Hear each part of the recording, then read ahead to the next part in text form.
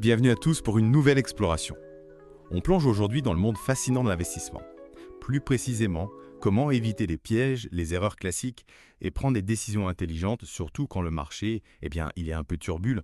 Imaginez un instant non seulement survivre à ces turbulences, mais en plus en profiter pour, s'en sortir encore plus fort. C'est exactement ce qu'on va décortiquer ensemble aujourd'hui. Et pour ça, on va s'appuyer sur les conseils du podcast de Smart Investor. Ah oui, The Smart Investor. Une mine d'or pour ceux qui veulent, naviguer dans les eaux parfois tumultueuses de la bourse.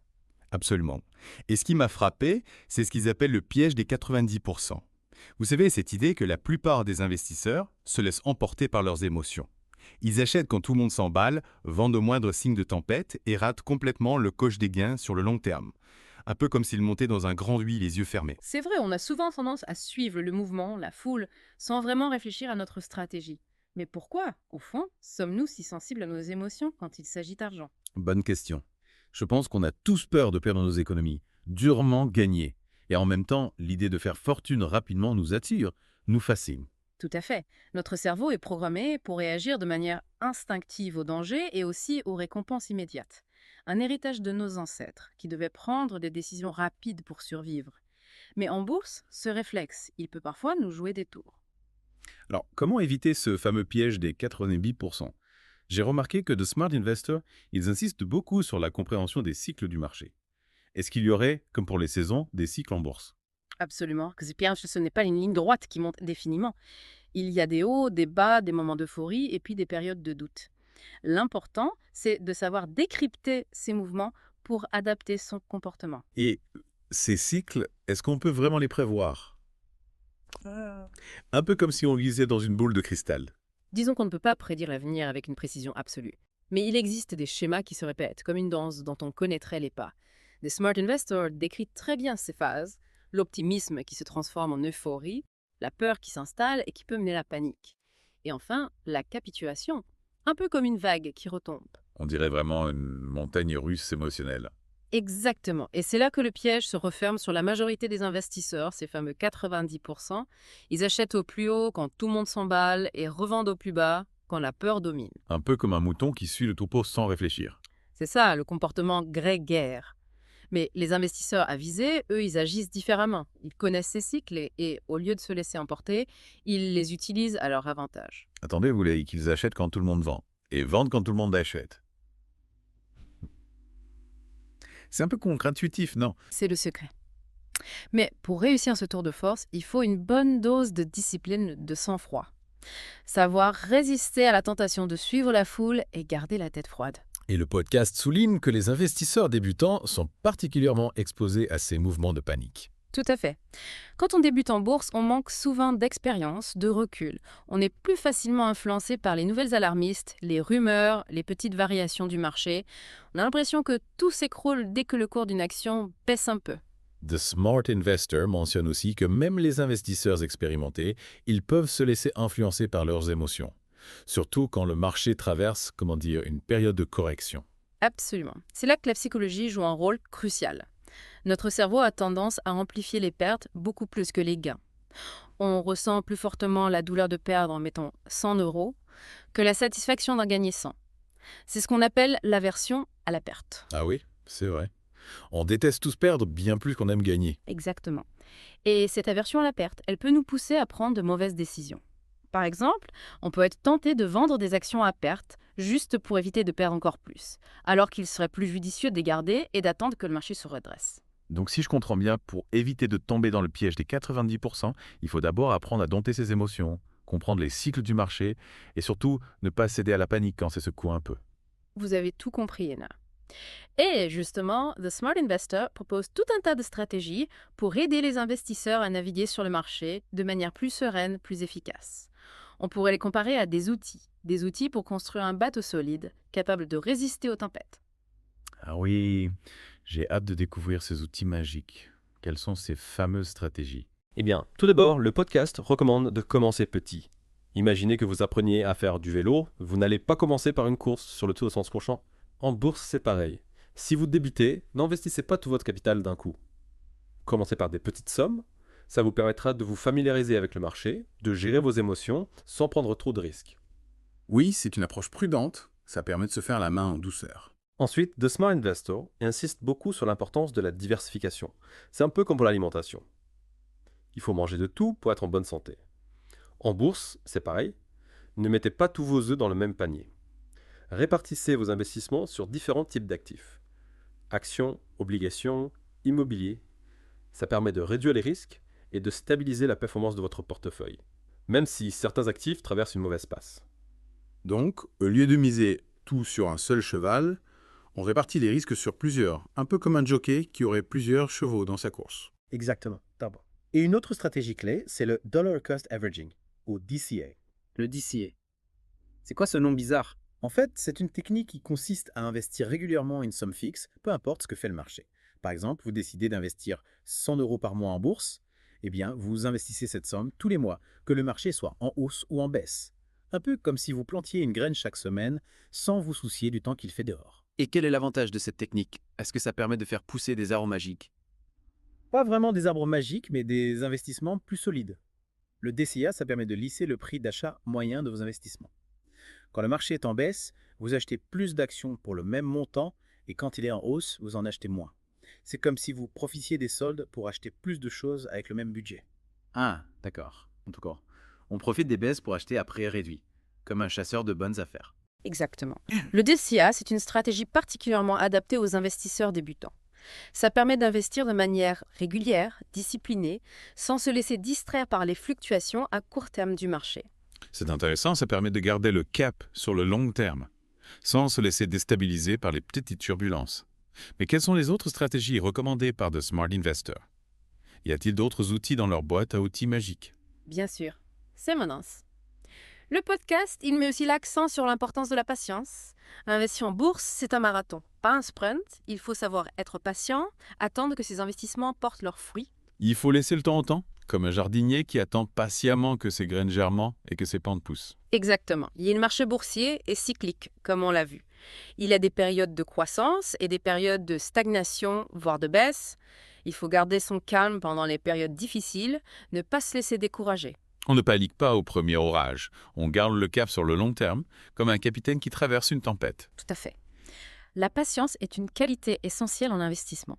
Et pour finir, The Smart Investor insiste beaucoup sur l'importance de la maîtrise émotionnelle. On en a déjà parlé, mais c'est vraiment un point crucial. Il faut savoir garder la tête froide et ne pas laisser ses émotions dicter ses décisions. C'est plus facile à dire qu'à faire cacahuète. On a tous des réactions émotionnelles face à l'argent, c'est normal. Oui, bien sûr, mais c'est possible avec un peu d'entraînement.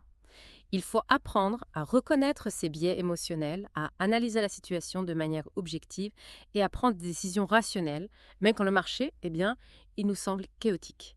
C'est comme apprendre à piloter un avion dans une zone de turbulence. Il faut rester calme et suivre les instruments sans se laisser déstabiliser par les secousses. Et comment fait-on concrètement pour développer cette maîtrise émotionnelle? Y a-t-il un manuel du parfait pilote d'avion spécial bourse? Il existe plusieurs techniques.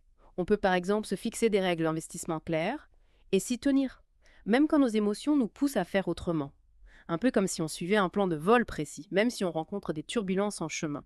On peut aussi se documenter et se former et échanger avec d'autres investisseurs pour apprendre à mieux gérer le stress, la pression. C'est comme si on s'entraînait sur un simulateur de vol avant de prendre les commandes d'un vrai avion. Donc on se fixe un plan et on s'y tient, on se forme, on échange avec d'autres investisseurs. On se prépare au mieux pour affronter les défis de la bourse. Exactement.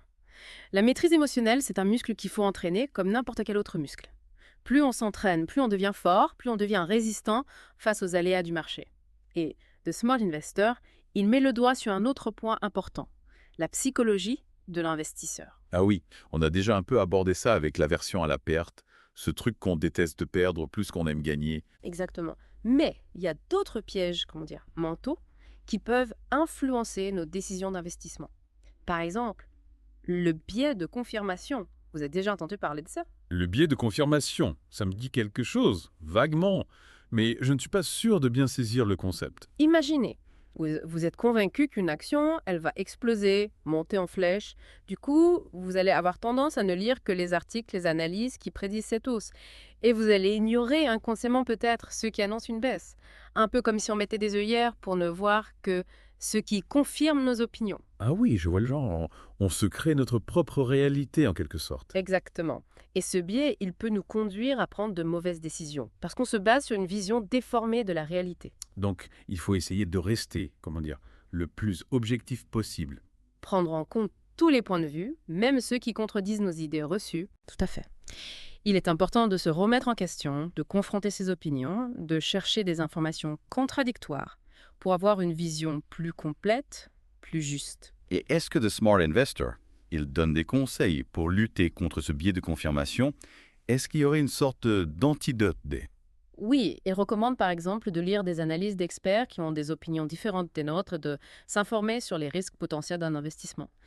Et puis, ne pas hésiter à demander l'avis d'autres investisseurs qui ont une perspective différente, un peu comme si on consultait plusieurs médecins avant de prendre une décision importante pour notre santé. Donc, on sort de sa zone de confort, on s'ouvre aux autres points de vue, on confronte ses idées pour prendre des décisions plus éclairées. Exactement. L'ouverture d'esprit, c'est essentiel en investissement. C'est comme un explorateur qui part à la découverte de nouveaux territoires. Il doit être prêt à remettre en question ses certitudes et à s'adapter aux situations imprévues. Et en parlant d'ouverture d'esprit, j'ai vu que The Smart Investor aborde aussi la question des investissements responsables. C'est un sujet qui me tient à cœur. Est-ce que vous pouvez nous en dire plus, Bitansex? Bien sûr. L'investissement responsable, c'est l'idée d'investir dans des entreprises qui ont un impact positif sur la société, sur l'environnement. C'est comme choisir de soutenir des projets qui font avancer le monde dans la bonne direction. Donc on ne se contente pas de chercher le profit, on prend aussi en compte l'impact de nos investissements sur le monde qui nous entoure. Exactement. C'est concilier performance financière et valeurs éthiques. Un peu comme un chef d'orchestre qui cherche à créer une harmonie entre la beauté de la musique et la justesse de l'interprétation. Et concrètement, ça se traduit comment, bête? Est-ce qu'il existe des exemples concrets d'investissements responsables? Il existe différents types d'investissements responsables. On peut par exemple investir dans des entreprises qui développent des énergies renouvelables, qui luttent contre la pollution, qui promeuvent l'égalité des chances. C'est comme planter des arbres plutôt que de construire des usines polluantes. On peut donc faire fructifier son capital tout en contribuant à un monde meilleur. C'est séduisant comme idée. Tout à fait. L'investissement responsable, c'est investir avec sa tête et son cœur. C'est comme un artiste qui met sa créativité au service d'une cause qui lui tient à cœur. Et The Smart Investor, est-ce qu'il donne des conseils pour se lancer dans l'investissement responsable? Y a-t-il une sorte de carte pour s'orienter dans ce territoire encore peu exploré? Oui, il recommande par exemple de se renseigner sur les labels, les certifications qui existent pour identifier les entreprises responsables, de consulter les classements ESG, environnement, social, gouvernance, de contacter des conseillers financiers spécialisés dans l'investissement responsable. C'est comme si on se munissait d'un guide et d'une boussole avant de partir en randonnée. Donc on se documente, on se fait accompagner si besoin pour s'assurer de faire les bons choix. Exactement. L'investissement responsable, c'est un domaine complexe. Il est important de bien s'informer avant de se lancer. Et en parlant de complexité, j'ai remarqué que The Smart Investor aborde aussi la question des placements alternatifs, un domaine qui peut paraître un peu mystérieux pour les investisseurs novices. Ah oui, les placements alternatifs. C'est un peu comme sortir des sentiers battus. En matière d'investissement, on explore des territoires moins connus, mais potentiellement plus riches en découvertes. C'est-à-dire, de quoi s'agit-il exactement? Vous pouvez nous donner quelques exemples de ces placements alternatifs? Bien sûr. On peut citer le private equity, l'immobilier, les matières premières, les œuvres d'art, les vins. C'est comme un collectionneur qui recherche des pièces rares, précieuses. Donc on peut investir dans des choses un peu plus originales que des actions et des obligations. Tout à fait. Les placements alternatifs, ils peuvent offrir des opportunités de diversification et de rendement intéressantes. Mais j'imagine qu'ils sont aussi plus risqués. C'est comme une expédition dans une jungle inexplorée. Il y a plus de dangers, mais aussi plus de trésors à découvrir. Oui, c'est souvent le cas. Les placements alternatifs, ils sont généralement moins liquides que les placements traditionnels. Et ils peuvent être soumis à des fluctuations de prix plus importantes. Donc il faut bien se renseigner avant de se lancer dans ce type d'investissement. S'équiper du bon matériel pour affronter les dangers de la jungle. Absolument. Il faut bien comprendre les risques, les opportunités. Et puis, se faire accompagner par des professionnels, si besoin. C'est comme un explorateur qui part en expédition avec un guide expérimenté. Et The Smart Investor, est-ce qu'il donne des conseils pour investir dans les placements alternatifs? Est-ce qu'il aurait une sorte de carte pour se repérer dans cette jungle financière? Oui, il recommande par exemple de commencer par des petites sommes de se diversifier sur différents types de placements alternatifs, de se faire conseiller par des experts, et puis de suivre l'évolution de ses investissements régulièrement. Donc on applique les mêmes principes que pour les placements traditionnels. Prudence, diversification, suivi régulier. On garde la tête froide, même quand on explore des territoires inconnus. Exactement. Les placements alternatifs, ce n'est pas une formule magique pour s'enrichir rapidement. Il faut les aborder avec la même rigueur, la même prudence que n'importe quel autre type d'investissement. Eh bien voilà une exploration très complète du monde de l'investissement grâce aux conseils avisés de Smart Investor. On a découvert des outils pour naviguer sur le marché boursier, des stratégies pour dompter ses émotions, des idées pour investir de manière responsable et des pistes pour explorer des placements alternatifs. Oui, c'est un podcast vraiment complet, instructif. Alors, pour conclure en beauté, quels sont les points clés à retenir pour réussir en bourse? Quels sont les trésors qu'on peut rapporter de cette exploration? Je dirais qu'il faut d'abord se former, comprendre les bases de l'investissement, les différents types de placements, les risques et les opportunités.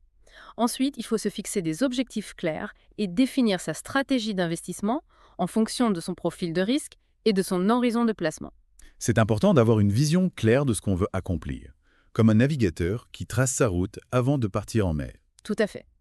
Ensuite, il faut se tenir informé, suivre l'évolution du marché, l'actualité des entreprises dans lesquelles on investit. Il ne faut pas hésiter à se remettre en question, à adapter sa stratégie si besoin. L'investissement, c'est un processus dynamique. Il faut savoir s'adapter aux changements, comme un marin qui ajuste ses voiles en fonction du vent. Exactement. Et enfin, il faut garder la tête froide. Ne pas céder à la panique, ne pas se laisser influencer par les émotions. L'investissement, c'est un marathon, pas un sprint. Il faut être patient et persévérant. Et surtout, ne pas oublier de profiter du voyage. L'investissement ne doit pas devenir une obsession, il doit nous permettre de vivre mieux, de réaliser nos rêves. Tout à fait. L'argent est un outil. Il doit nous servir à vivre mieux, pas à nous stresser. Eh bien voilà, une conclusion sage et pleine de bon sens. On dirait qu'on a appris beaucoup de choses aujourd'hui grâce à The Smart Investor. Oui, c'était une discussion très enrichissante. Et vous, chers auditeurs, quel est le message que vous retenez de cette exploration? Qu'allez-vous mettre en pratique dans vos propres investissements? N'hésitez pas à nous faire part de vos réflexions et de questions. On se retrouve très bientôt pour une nouvelle plongée dans un sujet passionnant. D'ici là, investissez prudemment, intelligemment et surtout avec passion. Et The Smart Investor, ils insistent sur un point qu'on oublie souvent. L'investissement, c'est un voyage personnel, unique à chacun. Ah oui, ce n'est pas une course contre les autres. Alors non, on ne cherche pas à être le premier à tout prix. Pas forcément. On a souvent tendance à se comparer, à vouloir battre le marché. Mais finalement, l'important, c'est d'atteindre nos propres objectifs. Ceux qui correspondent à nos besoins, à nos aspirations. C'est une perspective intéressante. Ça permet de relativiser, de se concentrer sur l'essentiel. Tout à fait. Le podcast, il nous invite à définir nos objectifs. Pourquoi est-ce qu'on investit et qu'est-ce qu'on veut réaliser avec cet argent? Ah oui. C'est comme un architecte qui dessine le plan d'une maison avant de commencer les constructions. Un peu comme une boussole qui nous guide et nous permet de garder le cap, même quand la mer est agitée. Exactement. Est-ce qu'on veut acheter une maison, financer les études de nos enfants, préparer une retraite confortable en ayant une vision claire? On peut choisir les bons placements et rester motivé sur le long terme, même si le chemin, parfois, il est un peu chaotique. Et on évite de se laisser distraire par, les sirènes du marché. Ces promesses de gains rapides qui peuvent nous faire dévier de notre route. Absolument. Et The Smart Investor, ils reviennent aussi sur l'importance de la patience. On en a déjà parlé, mais c'est vraiment la clé. La patience, toujours et encore, c'est vraiment la qualité numéro 1 de l'investisseur. Alors, Oui, c'est clair. Le marché, il est cyclique. Il y a des hauts et des bas, comme une vague. Il faut savoir accepter ces fluctuations, ne pas paniquer et garder son calme pour profiter des rebonds. c'est plus facile à dire qu'à faire, surtout quand on voit son portefeuille qui diminue. On a tous peur de perdre de l'argent. Oui, bien sûr, c'est humain. Mais c'est justement là que la maîtrise émotionnelle, elle entre en jeu. C'est notre bouclier pour se protéger des tempêtes. Notre fameux muscle à entraîner, comme un athlète qui se prépare pour une compétition. Exactement. En apprenant à gérer nos émotions, à prendre du recul, on évite de prendre des décisions impulsives qui pourraient nous coûter cher. C'est comme un capitaine face à une tempête. Il garde son sang-froid, il sait que la panique est mauvaise conseillère. Donc on respire un grand coup, on analyse la situation et on prend des décisions rationnelles, même quand on a envie de tout abandonner. Voilà. Et il ne faut pas oublier que l'investissement, c'est un apprentissage continu. C'est un voyage qui ne s'arrête jamais, il y a toujours des choses à découvrir. Ah oui, on n'arrête jamais d'apprendre, né? Le monde de l'investissement, il est en constante évolution. Absolument. Le marché évolue, de nouveaux produits apparaissent, de nouvelles tendances émergent. Il faut rester curieux, se documenter, se tenir au courant pour adapter sa stratégie. C'est comme un explorateur. Il doit être prêt à s'adapter, à apprendre pour réussir son expédition. Il faut un esprit agile alors, comme un surfeur qui s'adapte aux vagues. C'est ça. Et The Smart Investor, il nous encourage aussi à ne pas avoir peur de faire des erreurs. Des erreurs. Mais on essaye justement de les éviter. Bien sûr, mais c'est inévitable d'en faire, surtout quand on débute. L'important, c'est d'en tirer des leçons, de les analyser pour comprendre ce qui n'a pas fonctionné et ne pas les reproduire. Comme un enfant qui apprend à marcher. Il tombe plusieurs fois avant de réussir. On transforme ses erreurs en leçons en quelque sorte. Exactement. Mais l'échec, ça fait partie de l'apprentissage. Ça nous permet de progresser, de devenir de meilleurs investisseurs. Et pour finir, The Smart Investor, il nous invite à rejoindre leur communauté. Leur communauté. C'est-à-dire, c'est un groupe d'investisseurs qui partagent leurs expériences, leurs doutes, leurs réussites, un peu comme un réseau d'entraide. On se soutient mutuellement, on échange des conseils, des idées. Voilà. On peut trouver du soutien, des encouragements et surtout, on se sent moins seul. Merci beaucoup pour cette plongée dans le monde de l'investissement. Grâce au conseil de Smart Investor, on a appris plein de choses, on se sent plus armé pour naviguer sur le marché. Avec plaisir. J'espère que ça vous a donné envie de vous lancer ou de continuer l'aventure. Alors pour conclure, quel message vous retenez de cette exploration? L'investissement, ce n'est pas réservé à une élite. Ce n'est pas un jeu de hasard. Et ce n'est pas forcément une source de stress. C'est un outil puissant qui peut nous aider à réaliser nos rêves. Une invitation à prendre en main son destin financier avec intelligence et sérénité. Tout à fait. Et vous, chers auditeurs, qu'est-ce que vous en portez de cette discussion? N'hésitez pas à nous le dire, les faits.